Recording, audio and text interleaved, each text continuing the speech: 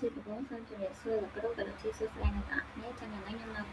និយាយពី process ក្នុងការធ្វើ DNA របស់ខ្ញុំហើយថ្ងៃនេះខ្ញុំធ្វើ DNA ទៅលើ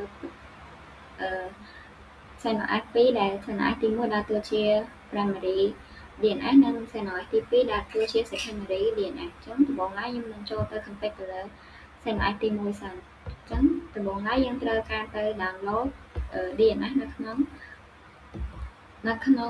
Sinoac ទី1សិនដែលប្រើ command មួយនេះគឺ DNF install bind enter.y ប៉ុន្តែដោយសារតែខ្ញុំបានតេស្តវាហើយចឹងខ្ញុំអត់ install ម្ដងទៀតទេខ្ញុំគ្រាន់តែចូលទៅ check មើលថាតើយើងបាន download វាហើយនៅដែលប្រើ command មួយនេះគឺ rpm.qa បានចឹងដល់ពេលដែលយើងបើ command ហ្នឹងទៅវាចេញបាននេះមានន័យថាយើងបាន install DNS ហ្នឹងហើយបន្តមកទៀតយើងត្រូវចូលទៅ check យើងត្រូវចូលទៅដាក់ IP ឲ្យវាមួយសិនយើងត្រូវចូលដាក់ IP ឲ្យ Sinoac ទាំង primary ទាំង secondary អញ្ចឹងខ្ញុំចូលទៅ nmtui ដើម្បីដាក់ IP ឲ្យវាចឹងក្នុងនេះដោយសារតែខ្ញុំបានដាក់ហើយចឹងកន្លែងនេះគឺខ្ញុំដាក់IPv4 វាជា manual ហើយខ្ញុំដាក់ IP address វាគឺ 10.10 និង gateway វាគឺ 10.1 និង DNS server 8.8.8 ហើយយក OK មកតមកទៀតយើង check មើលថាតើIP ទាំងអស់នោះវាបានជាប់អត់ចឹងចូល IP address មកនេះគឺយើងមាន IP ទាំងអស់ហ្នឹងហើយចំពោះ Sinoac ទី2យើងធ្វើដូចគ្នាគឺយើងត្រូវការ download នឹងដូចគ្នាប៉ុន្តែ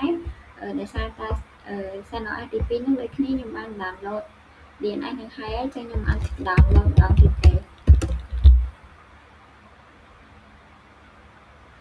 ខ្ញុំគ្រាន់តែចូលទៅ check ថាតើវាបាន download ហើយនៅតែប៉ុណ្ណា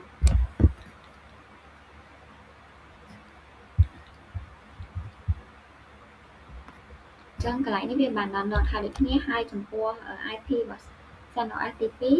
គឺខ្ញុំដាក់ .10.20 អញ្ចឹងយើងធ្វើការទៅ check ទាំងអស់គ្នាចឹងក្នុងនោះនេះគឺខ្ញុំបានដាក់ IP ឲ្យវាហើយ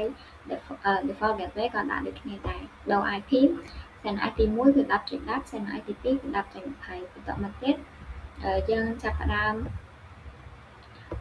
ចូលទៅយើងចឹងមុននឹងចូលទៅ config នៅក្នុង file របស់វាហ្នឹងយើងត្រូវការបិទ firewall ចំនួនសិនបើអត់បិទទេអាពីរហ្នឹងវាអត់ communication គ្នាកើតទេអញ្ចឹងដោយសារដើម្បីបិទយើងមាន command ចំនួន3នេះគឺ firewall command ទាំង3នេះយើងយកវាទៅបិទជិតដាក់នៅក្នុង Sinoac ទាំងពីរមកប៉ុន្តែដោយសារខ្ញុំដាក់ហើយចឹងខ្ញុំអត់ប្រើវាម្ដងទៀតទេខ្ញុំគ្រាន់តែចូលវាទៅសាក់វាទៅ ping គ្នាពី Sinoac ទី1ទៅ Sinoac ទី2តើវាស្គាល់គ្នាអត់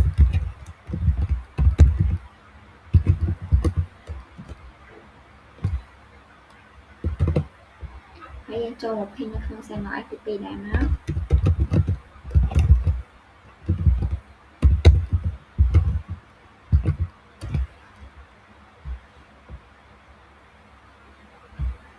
ចាំមើលថាក្នុង Sinoac ទាំងពីរហ្នឹងគឺវាស្គាល់គ្នាអស់ហើយអញ្ចឹងយើងអាចចូលទៅ config នៅក្នុង file របស់ DNS ហ្នឹងបានអញ្ចឹងយើងចាប់ផ្ដើមចូលទៅ file មួយដែលវាមានឈ្មោះថាចឹងដោយសារតែខ្ញុំបានដាក់ហើយខ្ញុំគ្រាន់តែចូលទៅ cat មើលទេគឺ file វានៅក្នុង etc name.com ចឹងយើងត្រូវចូលទៅ config នៅក្នុង file នេះពេលដែលយើង download ហើយវានឹងមាន file ហ្នឹងហើយយើងចូលទៅ config ក្នុងហ្នឹងមកបន្ទាប់មកវាមាន script ឲ្យយើងប៉ុណ្ណឹងស្រាប់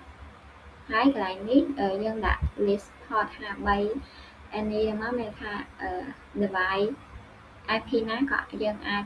DNS ទៅបានដែរបន្តមកទៀតយើងចំណុចសំខាន់យើងចូលមកកែកន្លែង0នេះគឺយើងដូរឈ្មោះ DNS របស់យើង domain របស់យើងដាក់ឈ្មោះអីឈ្មោះទៅតែខ្ញុំដាក់ finland.com ហ ហើយថែបវាដោយសារតា Seno IP 1យើងប្រើជា primary DNS ចឹងខ្ញុំដាក់ថែបវាជា master ហើយ file វាខ្ញុំកាត់តាមមួយមកខ្ញុំដាក់ឈ្មោះ go.kimna.com ហើយយើង allow transfer ទៅកាន់ secondary DNS របស់យើងនេះគឺជា IP របស់ secondary DNS របស់យើងនៅពេល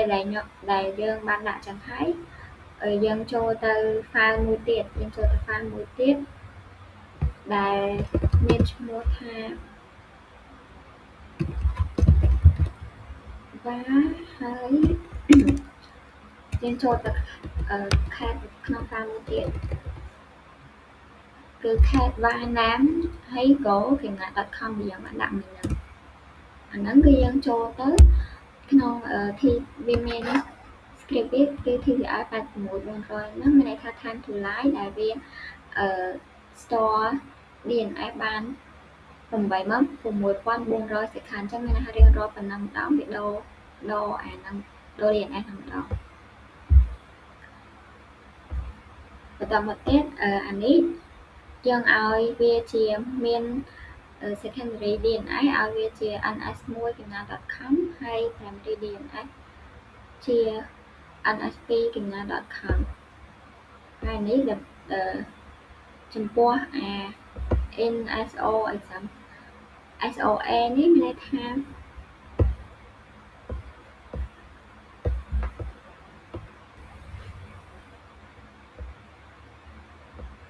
ចំពោះSOA នេះមានន័យថា start from authority ដែលវាអាចកំណត់ primary DNS server យើងបាននិងវាក៏ store នៅ zone serial number ដែរអញ្ចឹងទាំងអស់នេះជា zone serial number ដល់ពេលដែលយើងកែ config alert នឹងទាំងអស់ហើយយើងចាប់ផ្ដើមទៅ run DNS នៅក្នុង primary ហ្នឹងដោយប្រើ command មួយនេះចឹងយើងចូលទៅ run វាដោយប្រើ command name check zone kimna.com នេះយើង copy ហើយ paste វាទៅមកទៅចឹងដល់ពេលដែលហើយយើង enter មកបើវា DNS ហ្នឹងត្រឹមត្រូវគឺវាចេញ OK បន្តមកទៀតយើងប្រើ command មួយទៀតគឺ name check con នេះ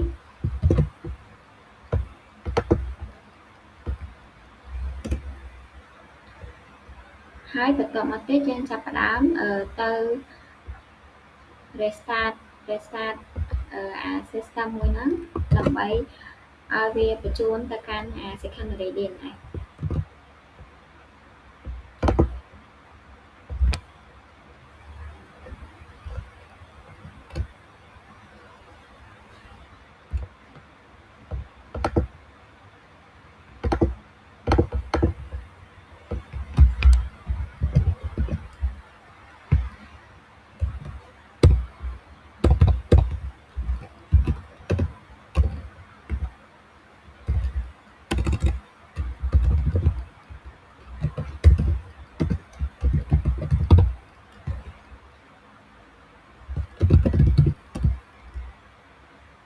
ចឹងដល់ពេលដែលយើង restart ហើយយើងចូលទៅកាន់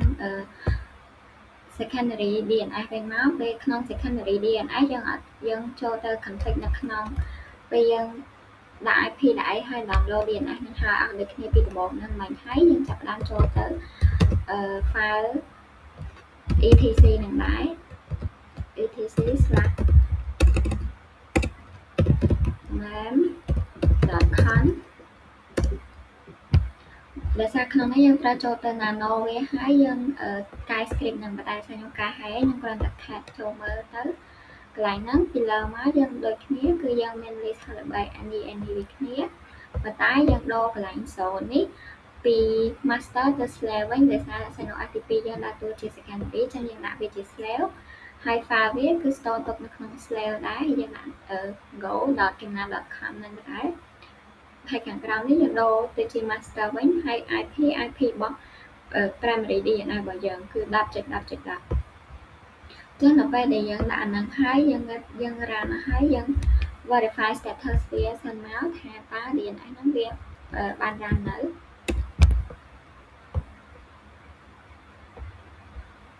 គឺយើងប្រើ command system status name នេះ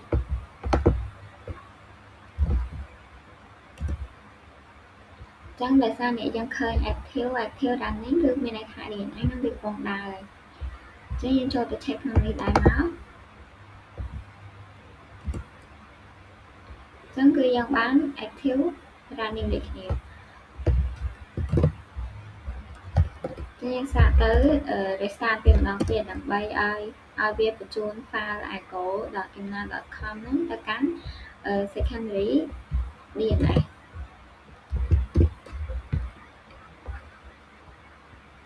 ចឹងក្នុងហ្នឹងប្រសិនបើវា primary DNS បាន transfer បានបង្កើត DNS នឹងបានជោគជ័យមកចឹងមានន័យថាពេលយើង ls បាន name slave ហ្នឹងមកវានឹងចាញ់ file go.kimna.com ហ្នឹងមកចឹងខ្ញុំ ls វាមកនេះអញ្ចឹងយើងបាន go.kimna.com ចឹងន័យថាកន្លែងហ្នឹងពី primary DNS មកកាន់ secondary DNS គឺវាបញ្ចូលមកគ្នាបានទំនាក់ទំនងគ្នាបានបន្តមកទៀតយើងចង់ verify វាយើងត្រូវប្រើ command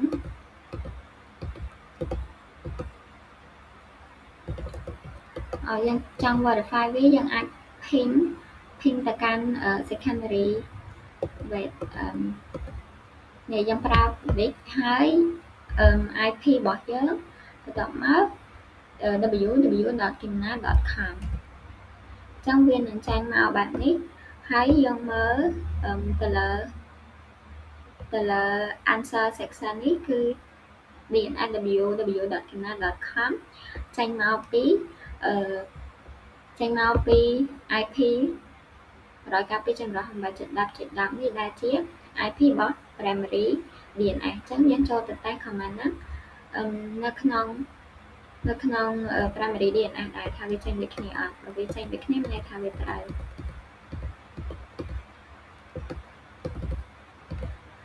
ចឹ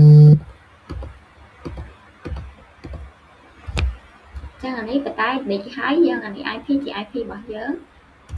តមកទៀតយើងចេញមកនេះគឺ answer ចេញប៉ុណ្ណឹងដូចគ្នាហើយ IP ជា IP របស់ primary ដោយសារតែយើង DNS ហ្នឹងជា DNS ចេញពី primary ជា server ចឹង primary ជាអ្នកបោះឲ្យទៅកាន់ secondary ចំណែក secondary ទោះ search ទៅក៏វានៅចេញ IP របស់ primary មកដែរ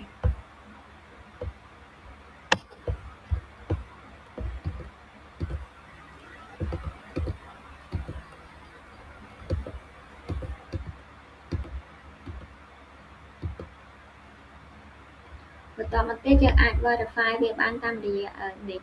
192.168.10.10kimna.com AHFR នេះក៏បានដែរនៅពេលដែលយើង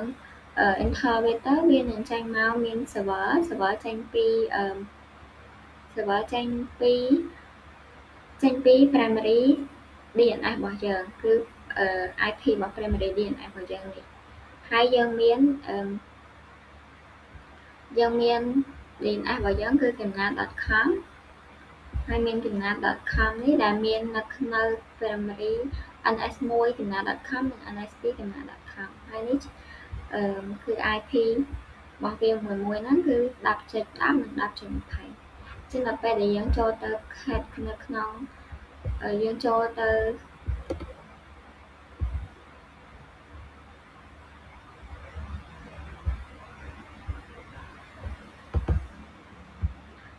លទៅprimary DNS នៅពេលដែលយើង run command ហ្នឹងក៏វាចេញមកដូចគ្នាដែរចឹងន័យថាការធ្វើ DNS របស់យើងជោគជ័យចឹងខ្ញុំ